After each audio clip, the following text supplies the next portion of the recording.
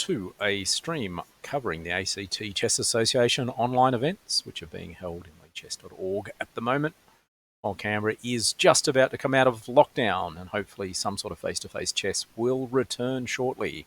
But in the meantime, we're playing our events online, and last night was a rapid tournament, which was 6 rounds, 10 minutes plus 2 seconds increment as the 10 minutes, plus 2 seconds increment as the time control. Good field of about 14 players.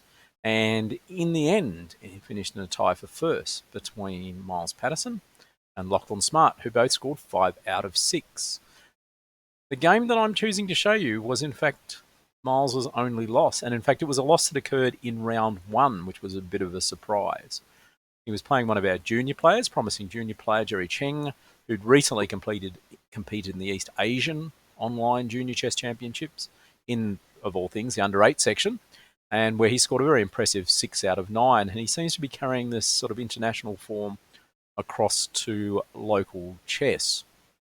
And so let's just get into the game straight away, with Jerry playing d4, knight f6. Now, e3, it's going to be a collie system. It's kind of, there's a weird sort of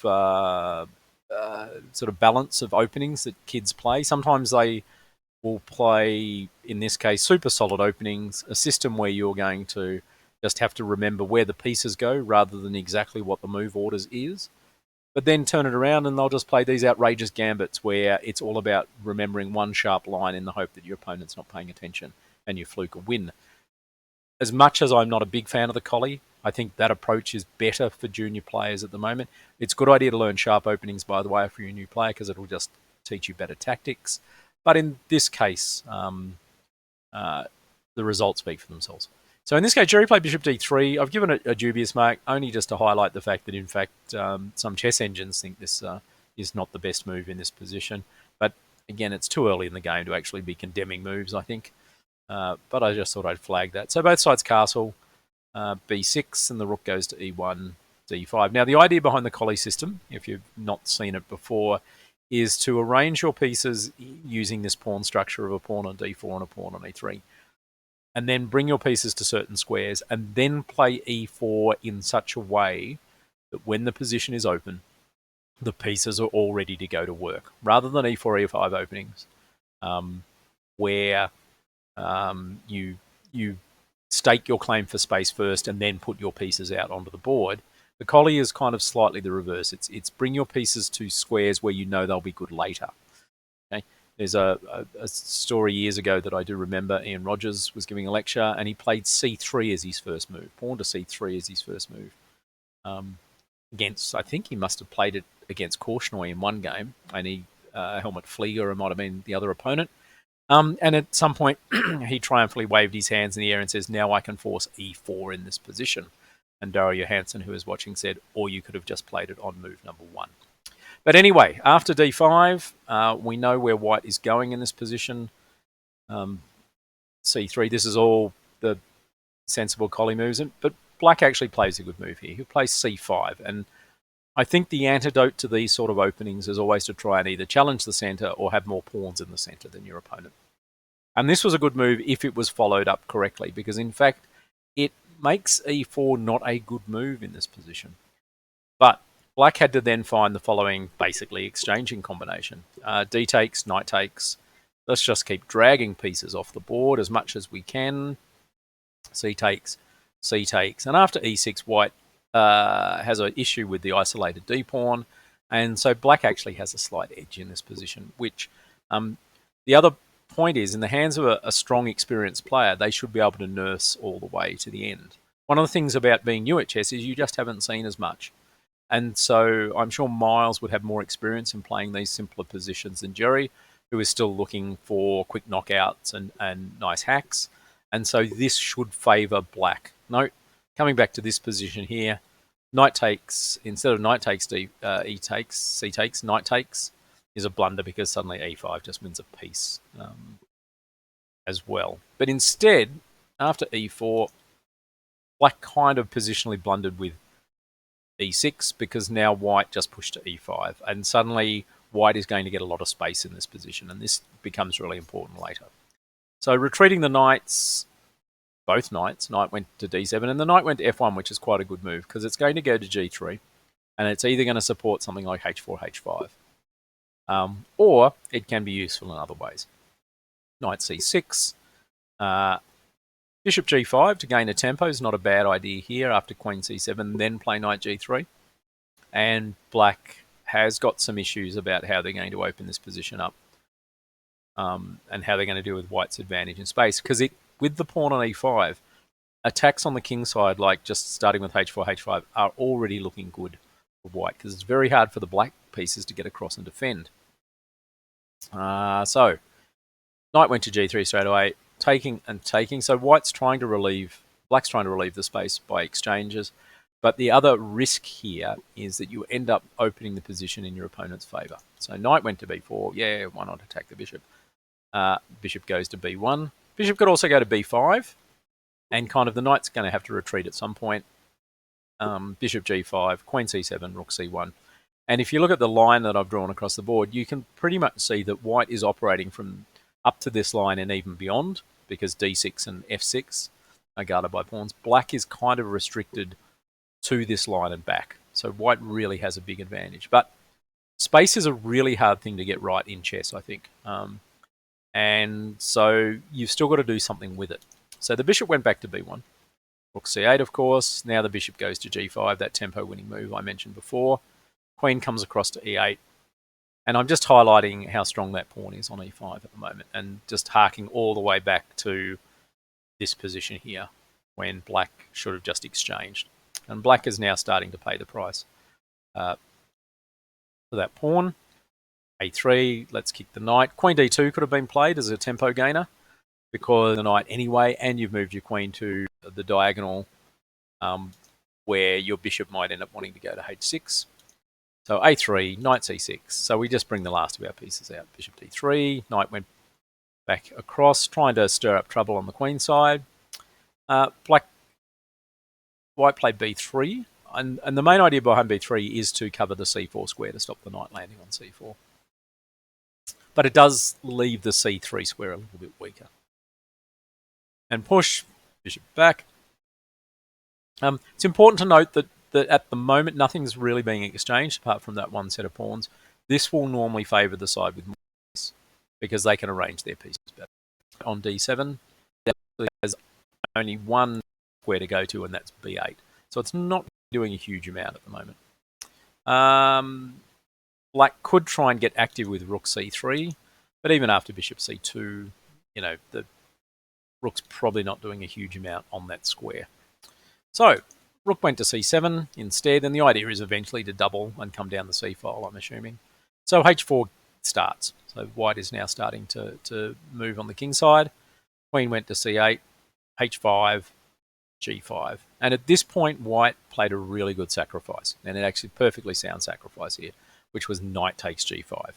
And it's going to open up the position. I mean, on one hand, the pawn on h5 stops the queen making a quick invasion via h5, but there's enough in this position that keeps white well and truly on top. So the first thing is, black has a knight, but white has two extra pawns. Secondly, the pawn on h5 is threatening to go to h6 and even as far as h7 because of the two bishops covering it. And thirdly, black's pieces aren't well organised enough to defend on the king side. So the pawn on d4 and the pawn on e5 are really cutting the black pieces away. Now, this is where it gets massively complicated. And I'm not going to show you every line here because I'd be here all day and it'd be quite difficult. Rook c3 wasn't the right move, but try f6.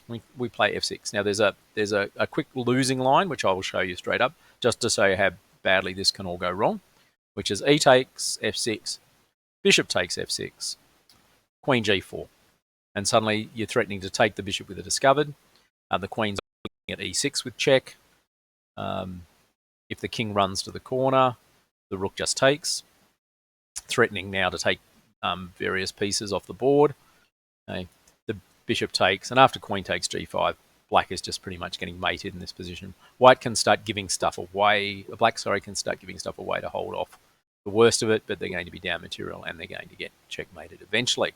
So that's what happens if you just play down I'm just going to play silly captures and get mated. A harder defence is knight takes f6, because after h6, bishop h8, the knight's actually doing now a good job of guarding g4 and h5. Bishop retreats, gain a tempo to hit the rook, because after the rook comes down, you've got a couple of choices. Bishop e5, you can play h7 as well. King here, knight h5 takes, queen check, king to f7 takes, king to e7, bishop g5, and the king is running. Okay, and at first thought, it might look as though this is enough to save the day, but it's probably not. There is a rook sack here, and as I said, I'm not going to go into all the lines, and if I try to analyse the rights and wrongs of this rook sacrifice, again, we'd be here for hours and hours.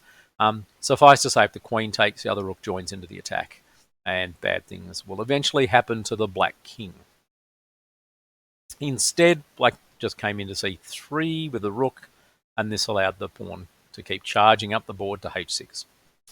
And in the end, black decided that they weren't going to retreat the bishop and run into things like queen to g4, but try something else. So they've played bishop over, and black has a couple of good choices here. Bishop takes, queen takes, pawn takes is perfectly fine. And it avoids any worries about losing a bishop on d3. Instead, white played pawn takes, and after rook takes, turns out queen h5 is another quick win, especially after king takes here, queen h6, king g8, knight h5, and you're mating on g7, and there's nothing that can really be done about this. So that was a more direct win, but if you've got a pawn on g7 attacking a rook like this, the temptation to take the rook and promote at the same time is a very strong one, and that's exactly what white did in this case. So the knight took. Better for the knight to take, I think, because the knight can then come to g6 and try and hold the position together. But white is already ahead material now. White's actually up a rook and a pawn in return for a knight. So materially, white's winning, but the fact that the black king is out in the open means that there's more to play, especially for white. So queen g4, nice move again. We're still threatening the discovereds to set up the checkmate. In this case, something like bishop f6 check, and if the knight blocks on g6, then try and swing your queen around. Or you can just play knight to h5, knight to f6 as well, so as another idea here. So the knight went to g6 to stop that straight away, and the knight went to h5 as predicted. Knight b3, hitting the rook, but we'll throw the check in first. So knight f6, check, king goes to g7, and just as it looked like white was playing this game perfectly, something went wrong. White checked on the square.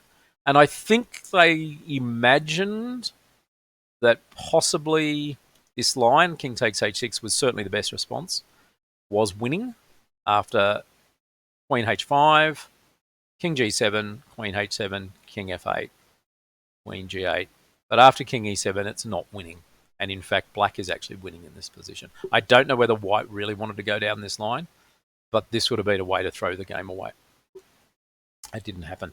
Instead, rook ad1 it could be played just because after takes and queen takes, knight a5, queen back here, queen here, king f8, that same line doesn't work because notice the sneaky bishop on a6 is protecting the queen, so there's no skewers picking up the queen. But rook e3, probably with the idea of them playing rook f3 and attacking f7, is one thought in this position. I'm going to, at this point, mention a slight bug I found it in Lee chess. I was playing a game a couple of weeks ago where I got to a theoretically lost position. I haven't shown the game on here, but with best play, I was completely lost. And after about 20 moves, my opponent had demonstrated they knew what they were doing. So I figured I'd resign. And so I clicked the resign button, and nothing happened. Clicked it again, nothing happened. Clicked it a third time, nothing happened. Figured there must be some bug. I'll play a move, played a move, nothing happened. So I tried to resign 3 or 4 times, and eventually I gave up. I said, well, I'll just keep playing. And it turned out my then opponent missed one move in the position, and I held a draw after another sort of 35 moves in the position. But it was very weird. I'm assuming it's some browser-related issue. But back to this game. Bishop h6, king h8 was the losing move finally. I mean, white is still better, but white has to find, again, some really good moves in this position to keep it going. And because after queen h8, king h8, queen h5 is winning. Bishop f8 was even slightly stronger because you're now doing it with check. But queen h5 was fine. Knight went to f4 to at least attack the queen, so that if the bishop moved to some foolish squares, then the knight would take the queen. The double check on g7 doesn't work for reasons we've seen before. King takes, queen h7 check, king f8, queen g8 check, and then the king keeps running to e7 and gets out of danger. But bishop takes f4 is fine. King's under attack from the queen. King has to move up. Just to prove people are human, queen h6 check was mate in 1. Okay, but bishop h6 driving the king back here, followed by bishop f8, was a mate in 2. And there we go. So that was an amazingly good game from Jerry over Miles, especially knight takes g5, because it didn't have an immediate checkmate, but it just had the position was incredibly strong here for white. And then after that, it was just a question of navigating your way through the slightly complicated positions. Black did miss a good chance to defend here. I'm not going to blame Black, because there's always a sort of an issue when you have positions like this. Sometimes the right move is to take material and try and hang on the principle that the more material you grab, the less material your opponent has to checkmate you. And if they've got it wrong, you're going to win the game. On the other hand, grab material like this to put your king in the open increases the risk that you'll be checkmated by the remaining pieces. So it is a hard one. In this case, not taking was probably the worse, the lesser of the two choices. But otherwise, so well done, Jerry. That came from last night's ACT Chess Association online event. My name is Sean Press. I run these events on behalf of the ACT Chess Association and then do these summaries the day after. This is a fairly long and complicated one. Sometimes they're short, sometimes they're chatty. This one was a fairly involved one, which befitted the status of the game, I think. Next event that I'm looking at covering is our Thursday night standard tournament, which means that sometime on Friday I'll be doing this stream.